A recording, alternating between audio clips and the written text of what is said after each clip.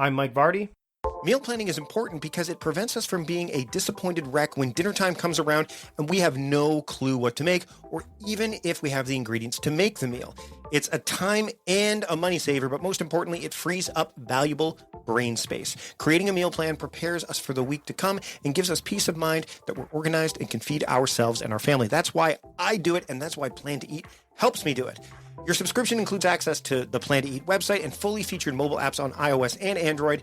And Plan to Eat gives you the tools to clip and organize recipes from any website, the ones your family loves and that fit your dietary preferences and needs. And you can create a meal plan around your schedule. Then what happens is the Plan to Eat software automatically creates an organized shopping list based on your plan. So sign up for your free trial at plantoeat.com/timecrafting.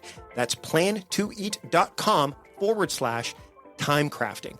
The coupon will be automatically applied to your account and can be used when you're ready to subscribe. It's valid for new customers only. Give Plan to Eat a try today. And this is the Productivityist Podcast.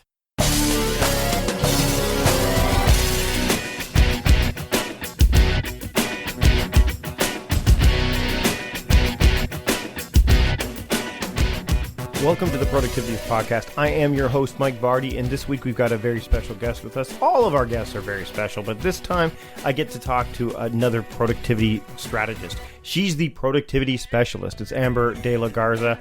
I was a guest on one of her blabs that she had, the big productivity blab she had a few weeks back.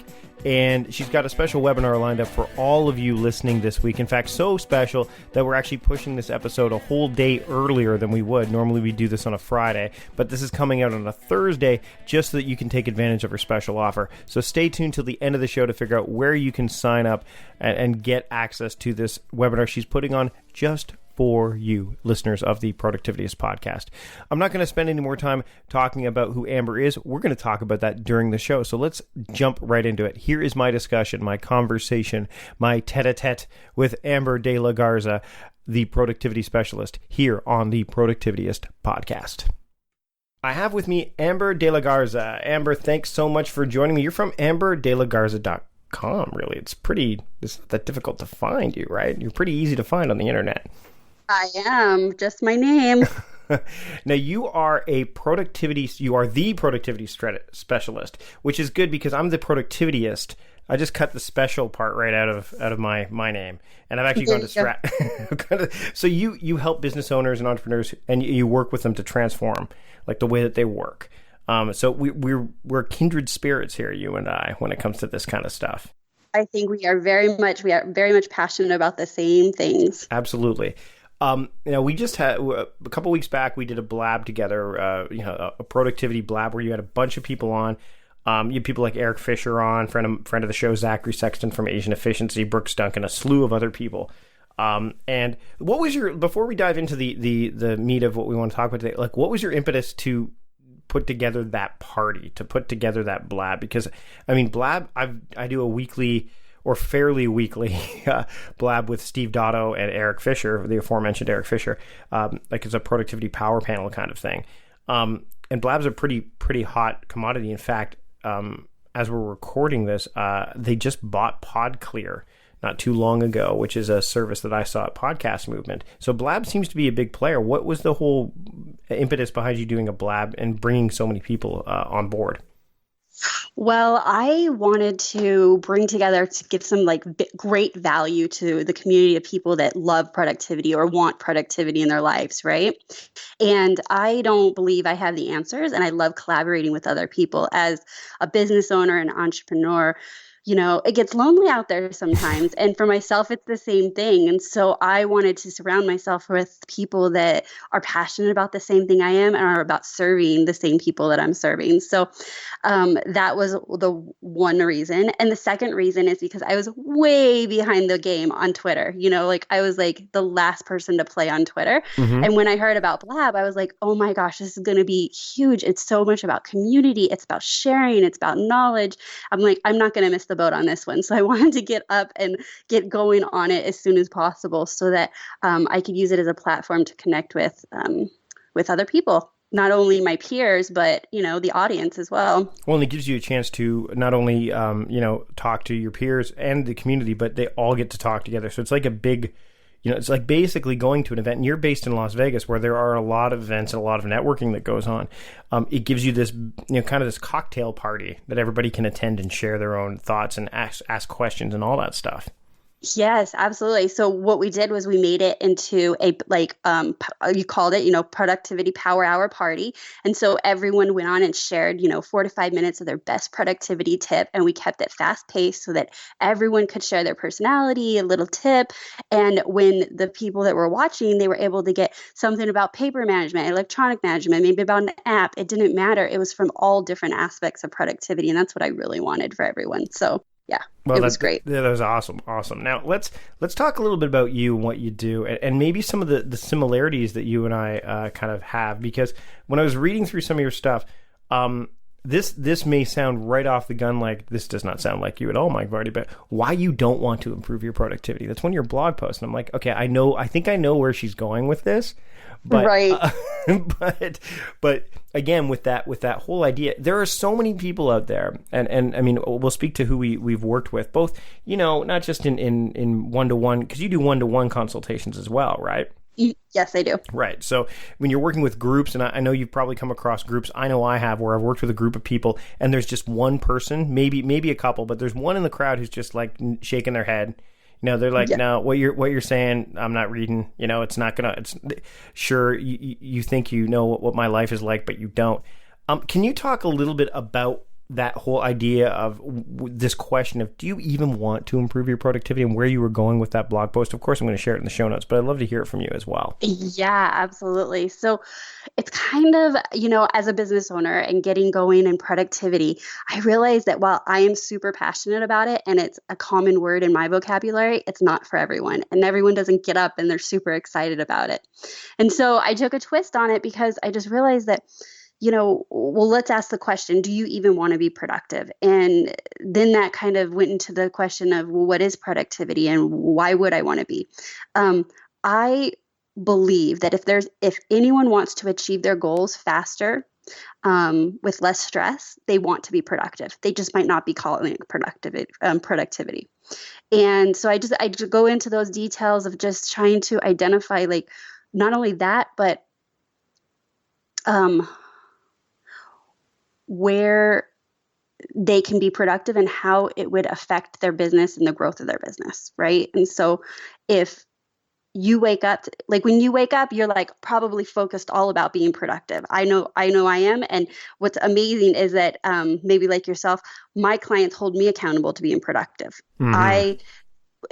When you call yourself the productivity specialist, or people call you the productivity specialist, and you're known that for that, or the productivityist, it's like, okay, what today? How am I going to be most productive? It's first and foremost on my mind. Well, for a lot of people, it's not, but achieving their goals are. And so if they tied the two together, and that productivity is the path to quickly achieve their goals, they would definitely want to be more productive. It's interesting because one of the things that comes up, and I came across this through an email from a potential, I think she ended up buying the book. She bought the Productivityist workbook, but it was a review actually in Goodreads. And she said that I was a bit skeptical at first because the word productivity has a completely different meaning in Eastern Europe, because productivity is associated with, political aspects. So in order to be, which I didn't quite know, and nor I wouldn't, as soon as I say it, you're like, oh, that's exactly what I thought. I'm like, oh, okay. And it's funny, even in Canada, where I am based, productivity is, time management is the thing that people get into.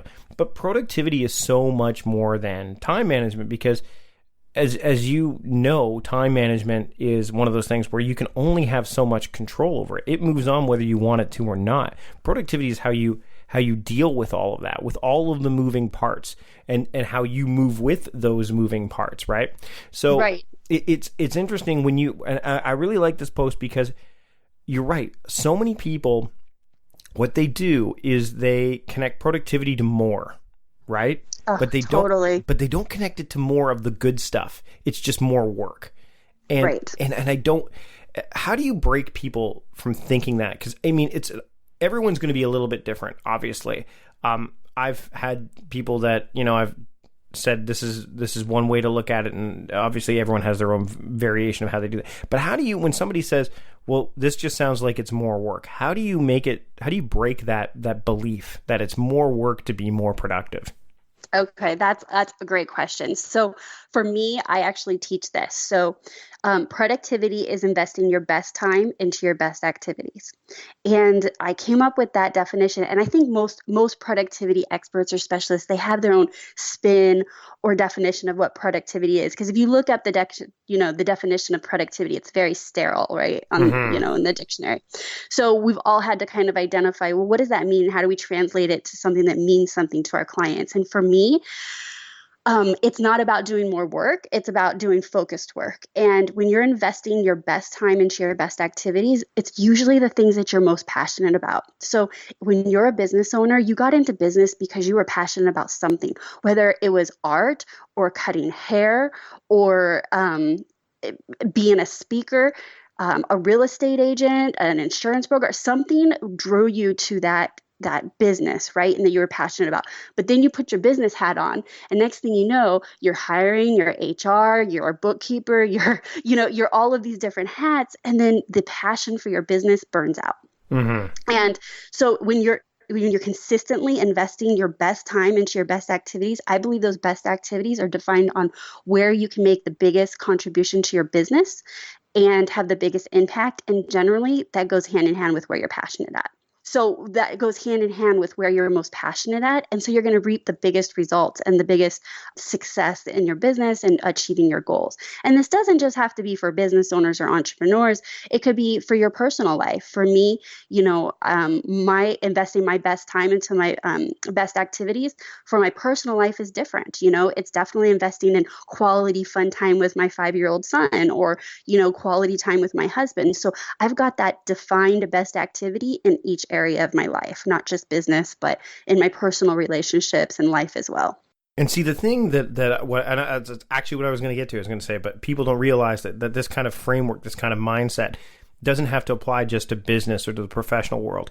In fact, it hurts you if you only try to apply it there. You need to make it so that it transcends all aspects, because your brain can only do so much. You don't want to have it like, okay, this is how I deal with work, and this is how I deal with stuff at home, and this is how I deal with stuff with my friends. If you have a unilateral kind of framework or approach to something, then it's going to make it a lot easier for you to be able to deal with those things. And again, dedicate your best time to the best activities, which is, again, this leads nicely into your other post, which I want to share, and I'll put in the show notes, of course, which is productivity. There's no app for that. Now, I'm a big believer in this too. In fact, I've got this quote that people have shared. It says, "Focus on the app within." That's one thing I've said, and I've also said the approach is way more important than the app. So, I mean, you can have the best task management app in the world. We've seen tools like, and I'll probably ask you a little bit later what tools you specifically use, but I mean, there's OmniFocus, there's Evernote, there's Asana, there's Todoist, there's so many out there. And yet what people do is they'll say, okay, you know what? I'm going to grab this app and that's going to solve the problem. It doesn't. So let's talk a little bit about, the idea of what app there is. And what I like is that you've got several apps listed in this post that all play a role in your productivity. So maybe that's what I'd love you to touch on. Yes. So no, for productivity, there's no app for that. So that started because as I, began my business, and over the years, I was always asked, so what productivity app do you use? Or what app do you use? And everyone wants that like magic pill, or these days, this magic app. What app should I use? Which is the worst, because the answer is, I don't know. Yes. And then you're like, okay, so they just came to you and had like a real question about productivity, and your first answer to them is, I don't know. And so if the time is right, you can explain that a little further, saying, what I truly believe is, and what I would tell them is it really just starts with you and your own habits and holding yourself accountable and consistency. And there's going to be things that are going to make you more efficient. But that's not the same as productivity. So let's just give an example. So if I'm up on the stage and I'm speaking, am I trying to be most productive by connecting with my audience and getting my message across, or am I trying to be efficient? Okay, efficient is I'd already be done talking. I'm going to get it done, I shortcut it, get straight to the point. But that will not be most productive. And then the other I believe is a misconception, is that if you're organized, that makes you productive.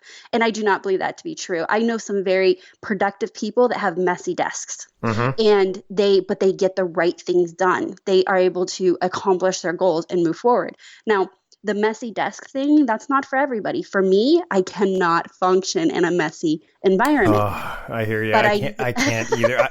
Even if I work from home, you work from home too, I take it, right? I do. Yeah. So if any part of the home, like the kitchen, like I'm downstairs, the kitchen is upstairs.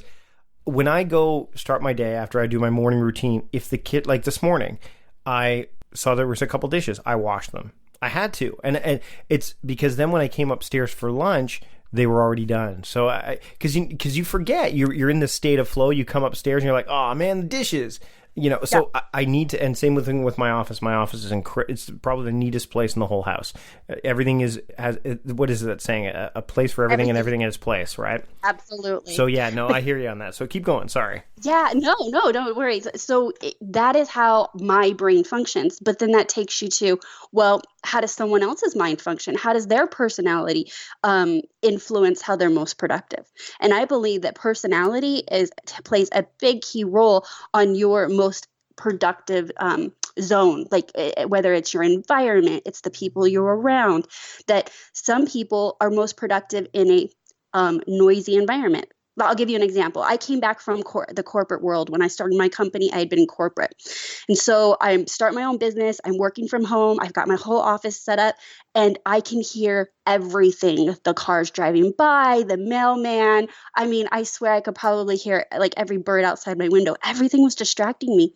And the reason was I came from a corporate environment where there was tons of white noise, and I've learned and trained myself how to stay really focused with that noise in the background. Then it became quiet, and I'm like, okay, what do I do? So the first year of my business, I started my business in a coffee shop.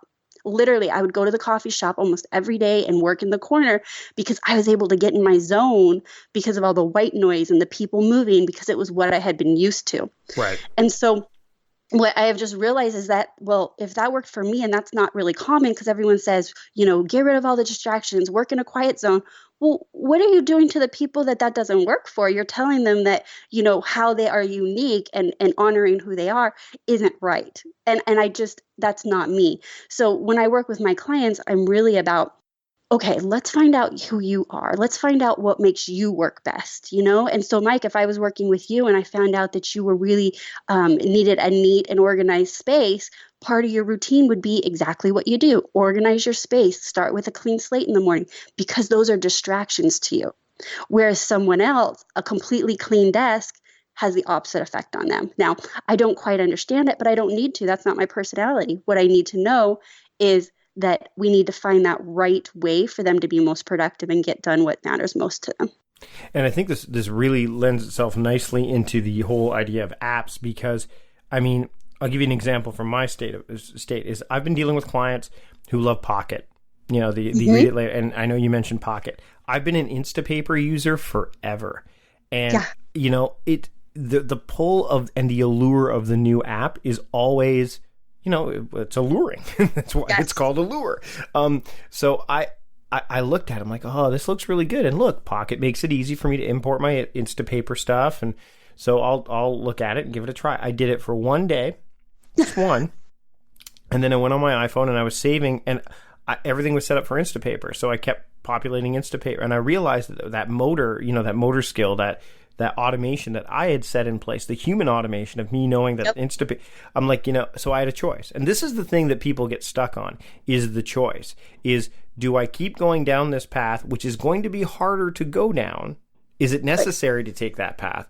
Or should I just continue down the road I'm going on, considering that it's really not going to, and deal with whatever consequences that exist? Now, my example is clearly so, minimal. I mean, a choice between Pocket and Instapaper. I mean, if I decide to stick with Instapaper, okay, that's where I go to read articles for later. But the problem is when people do this with task management apps, or with calendar apps, or with email apps, anything that is pertinent information that they really want, that they need, not necessarily that they want, because wants are different, right? But the needs that they have.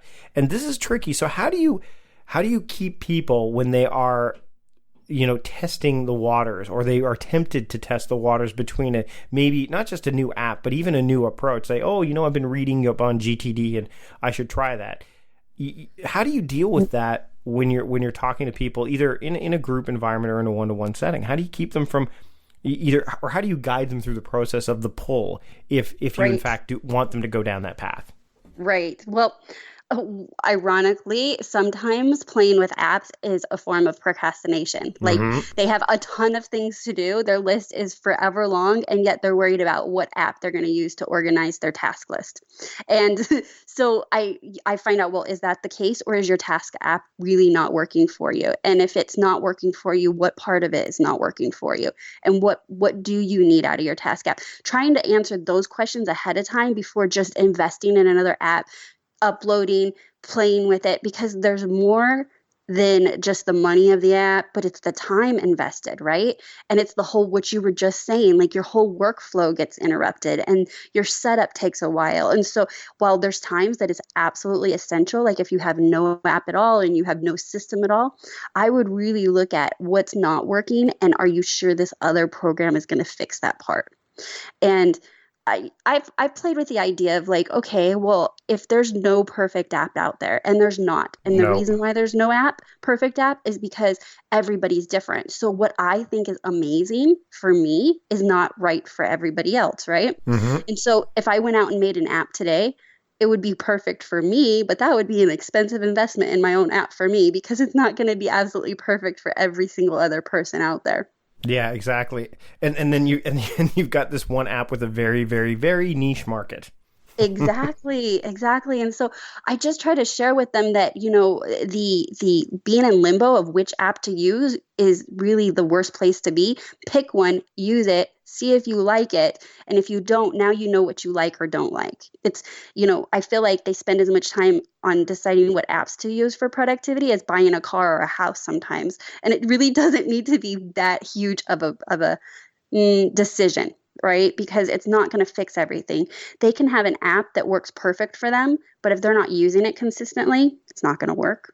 If they're not updating it consistently, it's not going to work. So I think it's working on those underlying habits first. Yeah. So like an example for me. So if I get with a client that has like no app for task management or anything like that, and they're not really, really tech savvy where they have their whole life on apps, I would say first and foremost, start with a paper list.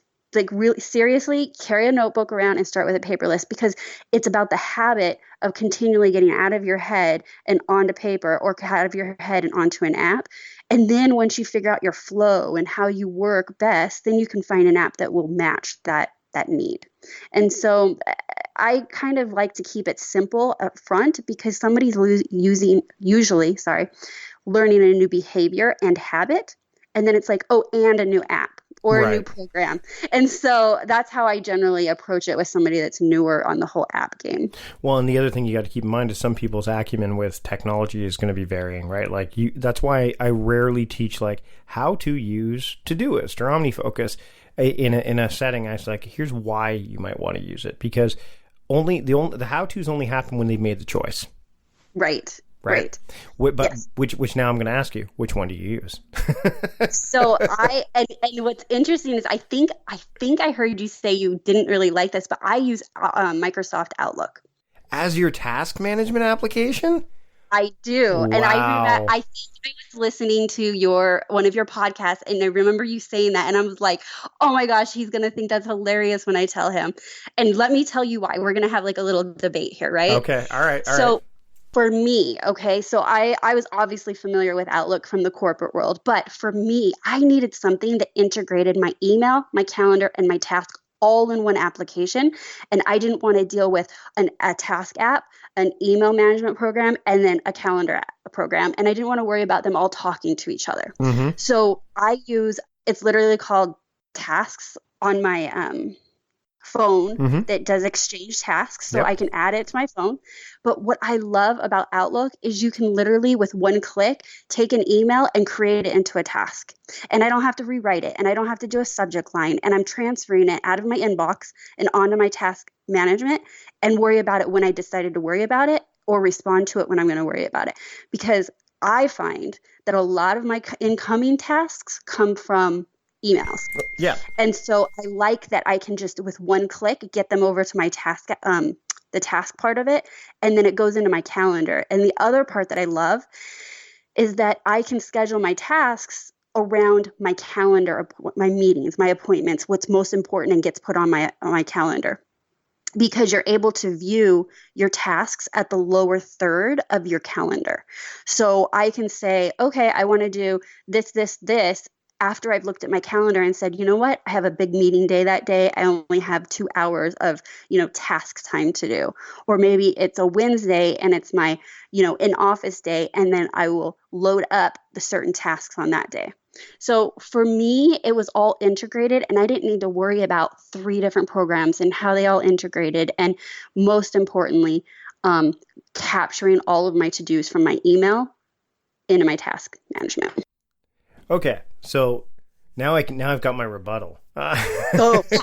I want to hear it. I love it. So here's the thing about to think about. Now here's the thing about Outlook is that it doesn't scale very well. The tasks portion does not scale. You can only put tasks. There's no real project hierarchy there, right? That's what Microsoft Correct. Project's for, which no one ever really. You've used Microsoft Project before, right? Yeah, and it's yes, I agree. So no one wants to use that. But here's the thing: is that if you're using Outlook, there are a lot of, like, for example, Todoist has an Outlook extension that you can use, which means that you can tag a task, an email, and it goes automatically into Todoist as an extension. You could do that. But the easiest way to get things to a task management application that actually has a bit more scalability to it, or a lot more in the case of Outlook, is most task management applications, Asana, Flow, OmniFocus, even Todoist, Wunderlist, even, Trello, they have email addresses associated with that application. So if I want to send a task related to, say, to like a professional task that only I have to work on, I can either and I'm using Gmail. You're not using Gmail. You're using Outlook, right? Right. So in my case, I can use the Gmail extension, click on the add to Todoist, and the mail is automatically inserted into Todoist as a hyperlink, which means if I click on it, it opens it up in Gmail later. In the Outlook extension, it does the same thing. And you could but if you wanted to forward it to that particular task or your inbox, and all I do for most people when I'm teaching them Todoist is again, you only want to teach them in small chunks. Every project has its own email address. I just say, send it to your inbox. Send it to your task management inbox. That way it's in the focused place where you can then make the decision that you make with your calendar and all that stuff there. And you're not getting interruptions from other emails that might be coming in. So my mindset is, if Outlook, and by the way, Microsoft bought Wunderlist, you probably know this. So if Outlook can incorporate the elements of Wunderlist into its tasks, then this argument that I'm giving you is less potent. Right. Because then all of a sudden it does have the hierarchy, and you can because you can't really tag tasks too much. I know you can do certain things with tasks in Outlook, but you can't create modes that you might want to work in, or it gets a bit trickier. Yeah, I use categories extensively, but it is a workaround. Yeah, definitely a workaround. So the thing what I like about what you've done, though, is you've said, here's how I make it work, and here's why. And this is, again, the key of what we were just talking about, is what works for somebody based on where they are from and where they came from isn't going to work for somebody else, because I look at Outlook and run and scream away. Right. Because it's like, I look at it, the calendar in Outlook is phenomenal. I love Outlook calendar. And even the email has gotten much, much better over the years. And OneNote has gotten better too. Right? Oh, yeah. I still use Evernote. I don't use OneNote. But there are a lot of people moving to OneNote because of the exchange parameters that are required in a lot of organizations, right?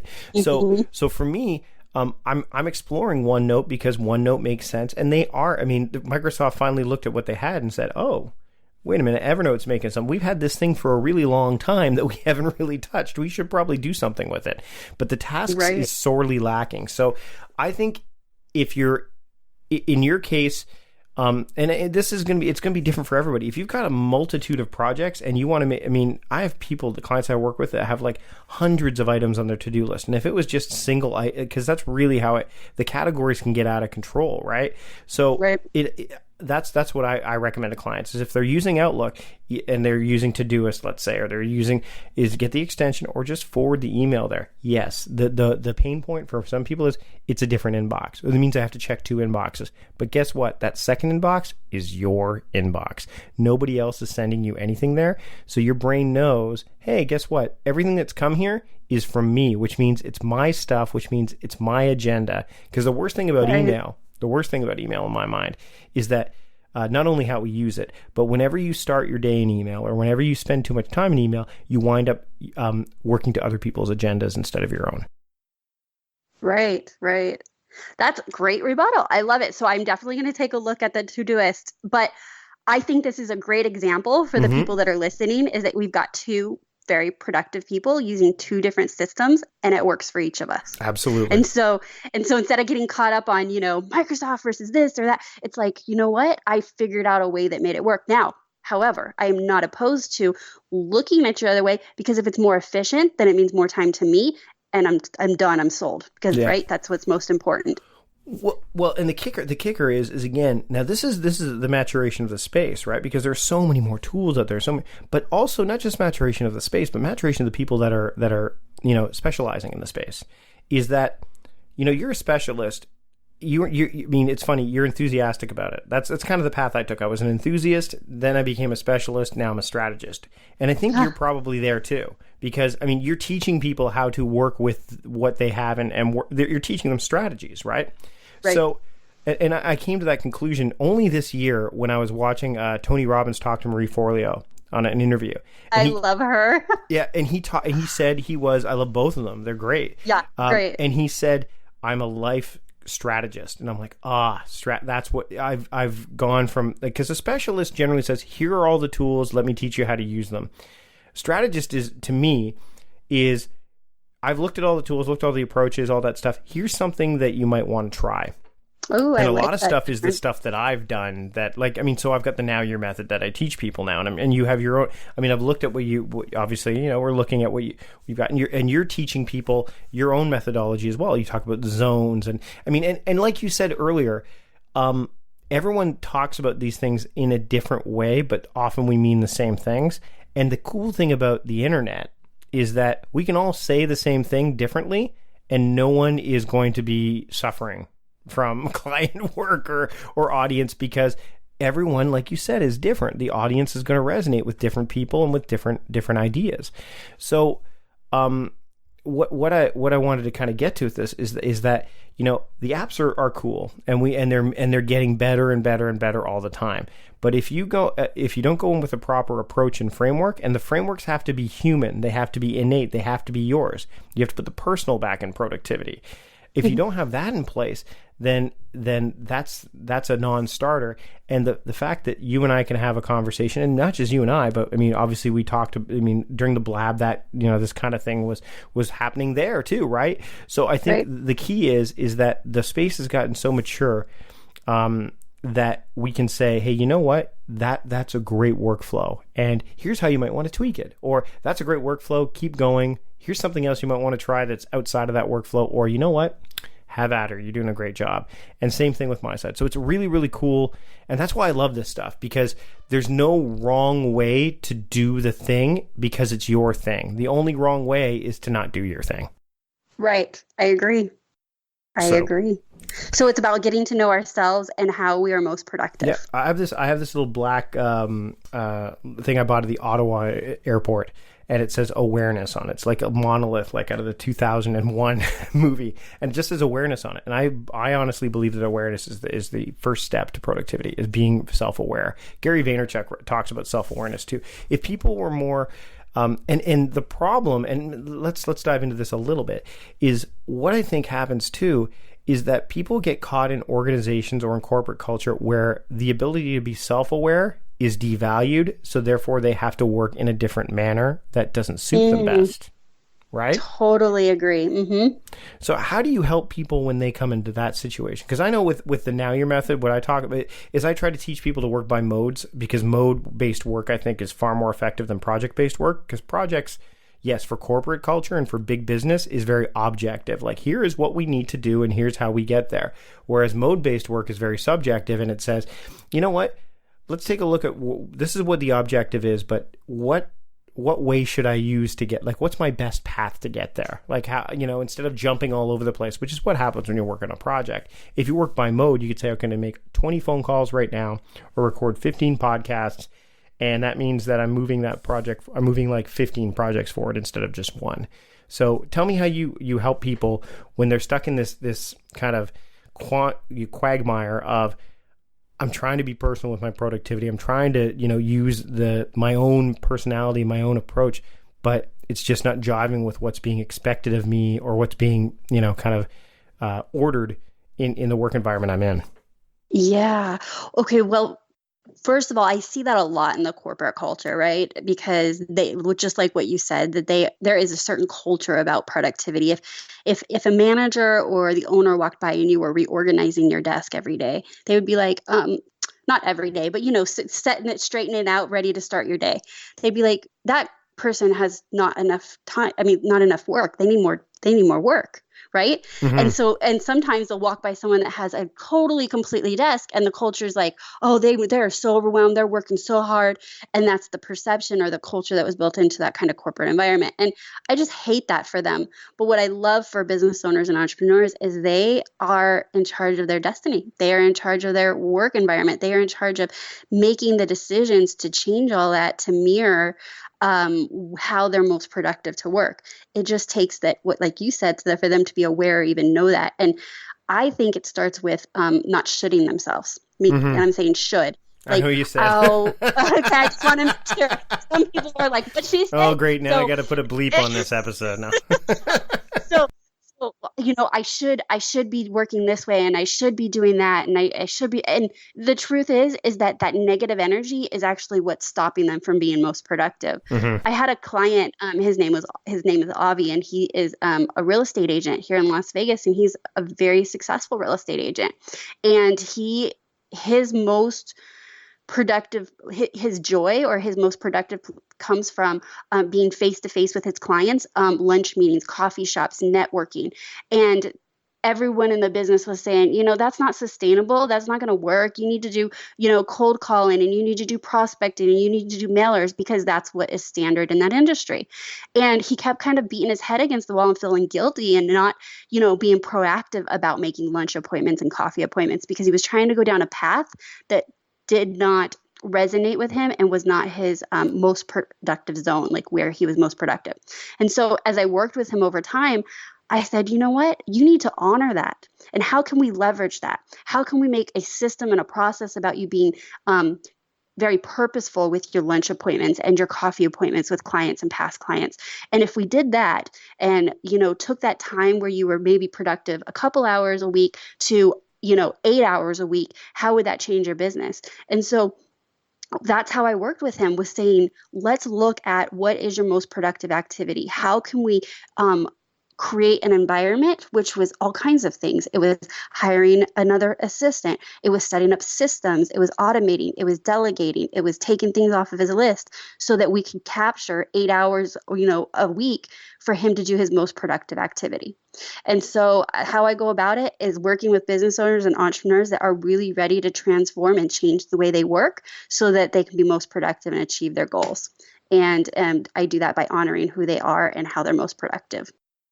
Amber, thanks so much for joining me this week. Where can people find you on the internet? This has been a great conversation. I definitely want to have you back on. Oh, and you've got something coming up too, so I want to make sure that people know about that, so that way they can be part of it. In fact, one of them's happening if you're listening to the podcast today as it comes out. You're actually going to be able to be part of it if you listen to it early enough. You can be part of it right away. But you've got something else coming up, so why don't you share with my listeners what's going on? Okay, excellent. Actually, you know what? I'm thinking about having a special webinar just for the people listening to this. So go ahead and go to Amber De La Garza, that's DELAGARZA.com amber.com/Mike. And I'm going to be having a webinar on how to grow your business in less time. So what you'll discover is how to transform the way you work to reduce stress, maximize your time, and grow your business. And I'm going to do a free webinar all about how to grow your business and how productivity plays a huge role in that. So for the details, because this is coming out the day I'm doing the first webinar, go to /Mike, and I will have everything on there for you about the second webinar I'll do just for your listeners. That's awesome. Thanks so much, Amber. That's really generous of you. Welcome. Awesome. Thank you so much for having me. And man, I love talking productivity with you. And there it is. That was it. That was our episode. That was our conversation. There's a lot more to that conversation if you become a Patreon supporter. So if you go to patreon.com/productivityist and support the show, you'll get additional bonus material every episode, plus 4 bonus episodes per week, little short episodes that you can listen to on your commute to work or just when you're washing dishes or whatever, that are going to offer some tactics, some tips, and even just some insights onto productivity coming right from me, yours truly, Mike Vardy, the host of the show. As for that special offer I mentioned off the top, go to amberdelagarza.com/Mike, or you can go to theproductivityspecialist.com/Mike, and you'll get access to the Grow Your Business in Less Time webinar. It's on November 6th at 10 a.m. Pacific time, so you've got a limited time to be able to check this thing out. Go to either of those links. Either will work, and you'll have access to this webinar. So again, thanks to Amber for offering this to all of my listeners. Thanks to you all for listening this week. Thanks to podcast producer John Polstra for putting this show together. And we will see you all next week. Maybe some of you in the Patreon community. Maybe you'll jump in, you'll get those extra bonus episodes Monday through Thursday. But we'll see you next Friday. Again, we bumped this one up just so we could get Amber in with her deal. We'll see you next Friday with a whole new episode with another great guest here on the Productivityist Podcast. Until then, stop guessing and start going.